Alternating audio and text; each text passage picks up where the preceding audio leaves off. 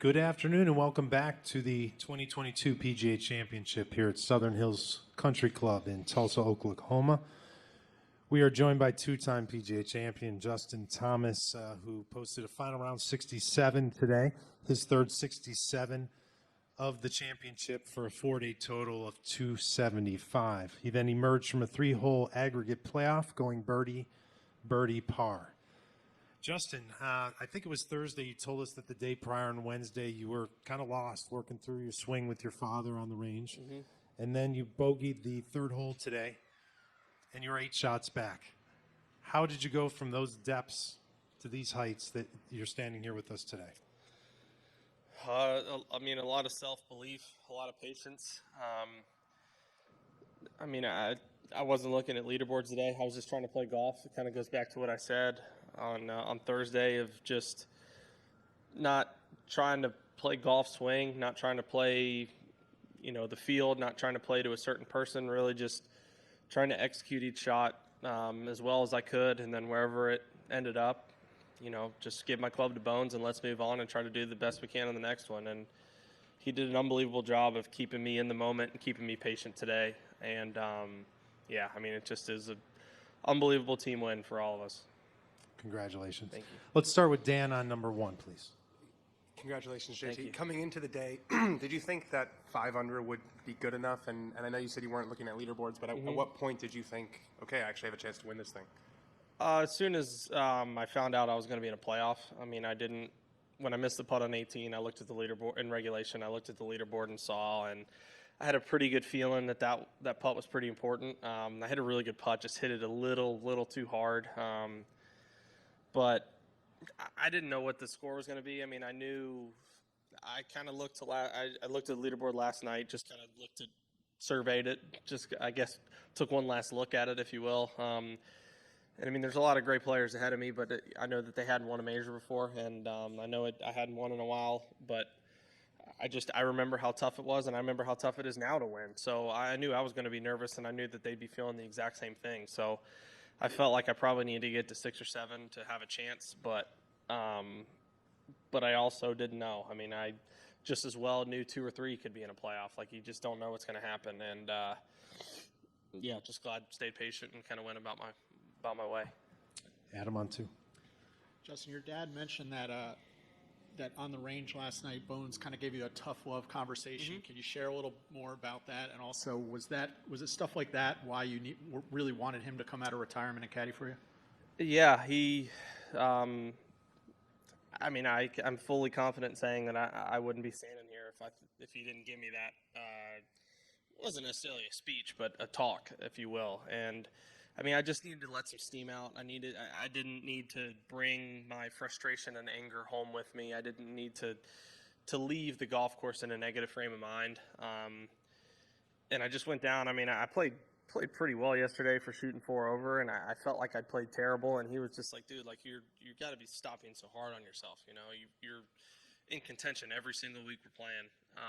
I've had a lot of chances to win tournaments, and it's a hard golf course. It's a major championship. Like, it doesn't have to be, you don't have to be perfect, and just don't be hard on yourself. Just kind of let stuff happen, and everything is trending the right direction. So just keep staying positive so that good stuff can happen. And, I left here in an awesome frame of mind. I think the last player here was like this out right now. It was so peaceful. It was almost kind of eerie how beautiful it was outside, and I just was. There's not very many times after shooting 4 over on Saturday of a major I left in as good a frame of mind as I have. You got the trophy. What happened on number 6 tee? I shanked it. I just cold shanked it. I don't really know how else to say it. It was definitely the best bogey I've ever made in my life. That's for sure. Let's go upper tank 11 and then down on 8. Justin, I don't know anyone who would ever do this, but did you pay attention to any of the chatter that you had blown your chance on Saturday, that some people were writing you off, if they were? No, I didn't, but hell of a call by them, whoever said it. John on 8. The weather changed so much over the course of the 4 rounds. I know that adds to the toughness over 4 days, but you ended up with a pretty beautiful day. How much different did it play from day to day? Well, I don't think I've ever played, a non-open championship. I've never played it so severe.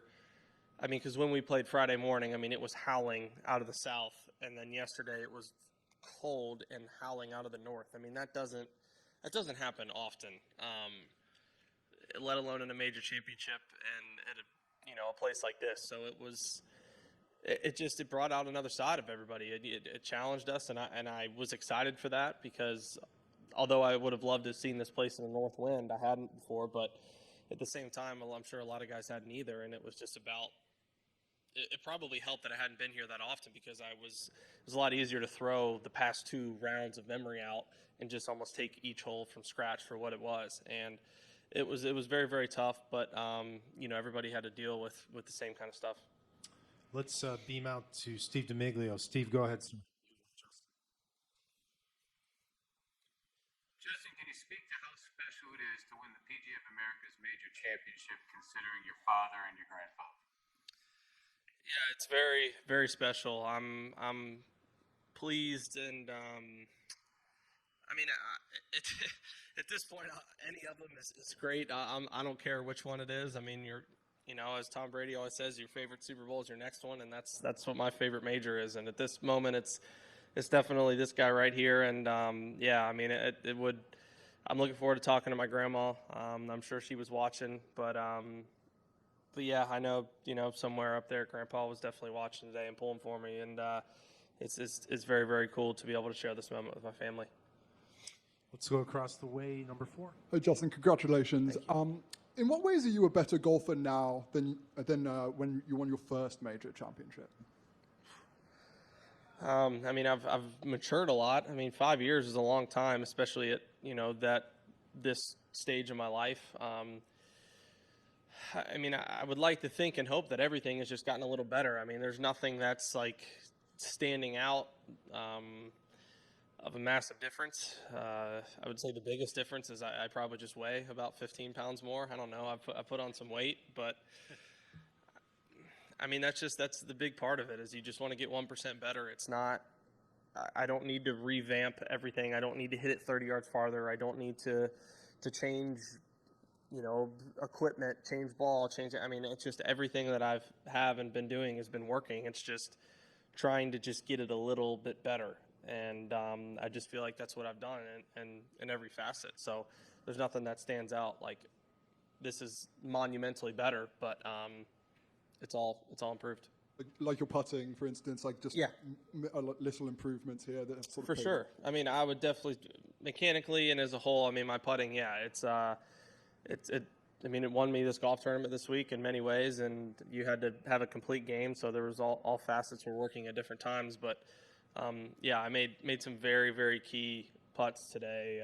That's a big reason why I'm here. Let's go to 5. Yeah, JT, I was wondering who you were talking to on the phone on the 18th green. I was talking to Lance Young, my agent. He's at home. And then you seem to have showed more emotion after this win than I can remember seeing. Mm-hmm. What's the reason for that? I just think it's just so hard to win, like it is, and I legitimately think it's harder to win now than it was when I first came out on tour, just for the sake of the depth of the tour. I clearly haven't won the amount of times that a lot of guys, not a lot, a handful of guys have this year, but I feel like I've played just as well as anybody on tour this year. I haven't had the trophies to show, and I'd fallen in the world ranking. And that just kind of shows how strong it was, or how strong the game of golf is. And I think it's easy to start letting some doubt creep in and just kind of like, all right, what's going to happen? When's it going to happen? Is it going to happen? And the first one with Bones, officially on my bag. First one as an engaged man. There's a lot of things that factored into it, but just I told Julius earlier is that just I don't remember the specifics from 2017 as much as I would have liked. I just remembered them chanting JT, but I didn't remember the specifics. And I just was walking up 18, and I knew in the playoff, and I knew it wasn't over. But I looked up and I wanted to take it in because it just, you don't know when and if it's going to happen again, and it's such an unbelievable cool feeling that you just want to enjoy it. Upper deck 14. Justin, I was going to say, we know how much you love to needle your friends out here on tour. You just joined Rory with 2 PGA championships. How much are you looking forward to trash talking with some of your buddies out here after this, and also maybe like with Tiger and Charlie as well? I mean, this is a good moment where the trophy can speak for itself. I don't need to necessarily bring it up on my own. I'm very fortunate right now that although there might be people ranked higher than me in the world ranking, but I'm, at least in my eyes, I'm on top of the golfing world right now, and I'm very, very proud of that. So I think I'll let the trophy in the week speak for itself. Let's go to 5. Yeah, Justin, you mentioned the challenges of just coming down the stretch at a major championship. Obviously, a lot of guys felt the pressure today. How much did you feel that pressure today, and was there some freedom of chasing from behind? Well, again, I didn't look at a leaderboard, so I didn't know where I necessarily was. I think when I made the birdie on 12, I could there's just different roars, different energy that you can feel sometimes, and I felt that one was pretty big. I didn't hit a very good wedge shot in there, but I left it in a good spot and was able to make that putt, and I could just kind of feel the energy. I got a little bit of goosebumps when that went in, and just like, all right, like this is, I don't know where I'm at, but I'm in striking distance, and so that was, yeah. I mean, I was obviously nervous. I mean, walking up 18, I wanted to make that putt, but you'd like to have a little straighter, easier uphill putt than a putt breaking a foot and a half, 2 feet going away from you. But it all worked out just fine.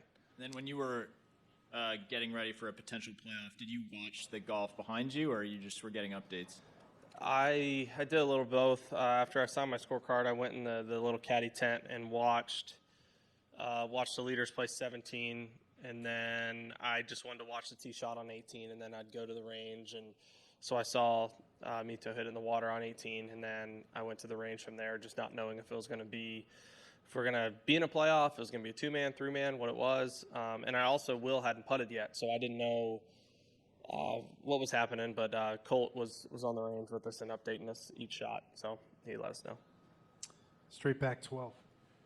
You said I was just trying to play golf, but in the early on, say a 3 or whatever, did you ever have for 2 or 3 seconds the thought, okay, I'm not winning this, but I'm just going to try to play golf?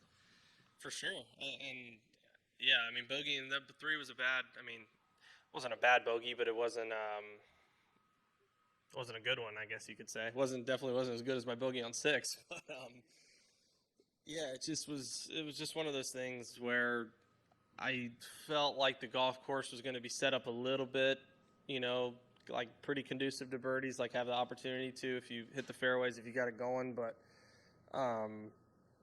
you just don't know what they're going to do. The leaders could shot 300 or 400 today, and like I could have grinded and made a couple more birdies, and I finished on 18. I look at the leaderboard, I'm 4 or 5 back, but I just was trying to birdie every hole I could when I had the opportunity, and if not, just save a par and move on. Going to beam out here to Doug Ferguson. Doug, you're with Justin. JT, congratulations today. Thank you, Doug. I'd like, from your own opinion, I think you were the only player in the last 7 groups to tee off who broke par. How much of that would you attribute to the difficulty of the conditions and pins and what have you, and frankly to the nerves given so much lack of experience out there, major experience? I would say the golf course and the wind, probably 80%, and I would say the difficulty of winning a golf tournament in a major 20% if I had to put a number on it. I mean, it was tough. Again, the north wind just made it a little bit more difficult, and it was kind of switching a little bit to east, or it was northeast, but it kind of was getting a little bit more easterly. So having to try to factor that in, and it's a simple thing like a little hole like drivable on 17. If you obviously you hit a great tee shot, you hit it where you want to go, then you're looking at birdie. But if you maybe double cross it over in the back left rough, or if you kind of heel one and it kicks down in the hat, there's so quickly out here can a birdie hole turn into a salvaging for bogey, and I think that's just why that's one of the reasons I love this place when I first came here. I think it's a great major championship venue. And what were the difference, would you say, in your nerves between here and Quail given you were always kind of in the mix at Quail and started today, I think you said, I can't believe I'm in a playoff or something like that. I probably misquoted you. Yeah, I think they were different. I mean, I was very calm today. I was very calm in the playoff. I was calm the last couple holes. I felt like I could do what I wanted to do, which is really all I could ask for. Again, I couldn't control what anybody else was going to do, so I think it was a different kind of nerves. It was a nerves just for being in the moment versus I think in 17 it was maybe like nerves is what's going to happen and not knowing the outcome, and I want to win my first major. So they're both very up there, but different kind of nerves. Thank you. Go back to 8 here. Just describe the moment from being wheels down in Tulsa, what your week was like in this city at this. Yeah, I got my butt kicked by allergies more than I think I ever have in my entire life early this week. I mean, I didn't even know. Tuesday, I wasn't sure if I was even going to play a practice round.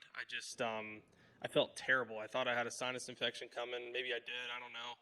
But luckily got some medicine in me. I got a bunch of rest. I mean, I definitely altered my practice schedule just to try to get as much rest as I could and just try to start feeling better. And then once I finally started to feel better, it decided to be like 55 degrees and windy out, so that didn't really help my cause. But I don't know, maybe I need to get really bad allergies more often. Let's go straight, time for a couple more. Straight back to 11. Justin, can you describe what it feels like to sort of live the childhood dream of like, this is a huge pressure moment. I have to hit this shot like 17 in the playoff. That's really hard. You did it and executed it. What does that feel like to you? It's just awesome. I don't know really how else to describe it other than that. I mean, that iron shot on 18 in regulation, like that's why I play golf. Like that's why I practice. That's all the hours and everything and the time put in. You want to be in that scenario. You want to be in that situation. And with the backdrop of the whole gallery up there, knowing that I'm in contention, have a decent chance to win this tournament. Probably one of the hardest, if not the hardest hole in the course, and I hit a great drive down there. And to be able to just flag an 8-iron like that, and when I know that in my head I needed to make birdie, it's awesome. It's hard to explain, but it's a full body chills type of feeling. Let's go to number 3.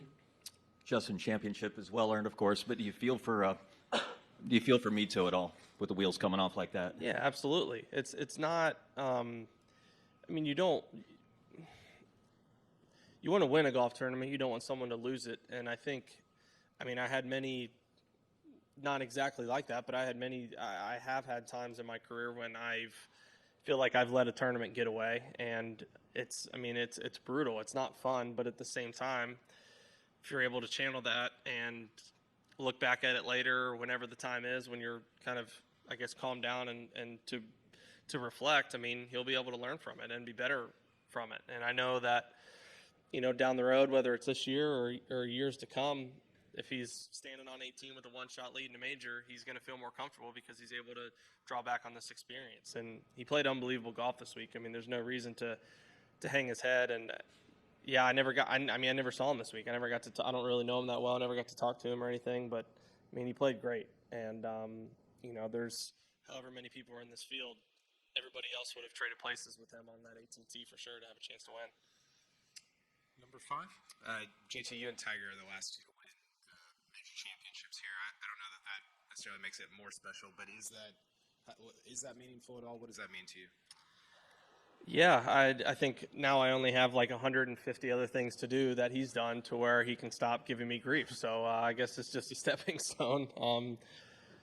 The list of champions at this place I think kind of speak for themselves or speak for itself. It's just when you get good golf courses like this, you hate to say a fluke win, whatever, but it seems like you have to know your way around. You have to play golf and you have to execute. And I think being on the list of champions at this golf course is very, very special because all those others have been able to do that, and it's definitely nice doing it after he did it in 07. All right, we're going to wrap it up with last question from Juan right here. In connection to that, as a close friend to Tiger, how tough it was to see him struggle this week? And in a way, do you feel like he cleared the stage for you to be here and he's celebrating back home? I mean, I wouldn't say how tough it was to see him struggle. I mean, he made the cut in a second major in a row. You know, what, a year and a half after being in a gruesome car accident, broken leg. Like, I don't think you guys understand how unbelievable that is. I mean, he's a freak of nature, and it's just it's mind blowing the things that he can do with his mind. And it's I didn't play during his prime, but from the times I've been out here and him winning the Masters in 19 and winning the Tour Championship, I mean, him making the cut these last 2 tournaments for how, you know, some of the conditions he was in last year, it's absurd, like beyond absurd. So, yeah, I talked to him a little last night and asked how he was feeling, and he just said he was feeling terrible because my name kept dropping on the leaderboard. So I was like, thanks, good to talk to you too. I'll talk to you later. So So do you feel he's celebrating right now? And have you talked to him? I don't know. I'm sure he'll give me a hard time for shanking it. I probably should have made the putt on 18. Shouldn't have been in a playoff. I don't know. He'll always find something to give me grief about. Well, you have some other positive vibes Yep. and memories made today. Justin Thomas, 2-time PGA Championship champion. Again, congratulations. And, Thank you. Best of luck moving forward, sir. Thanks. Appreciate it.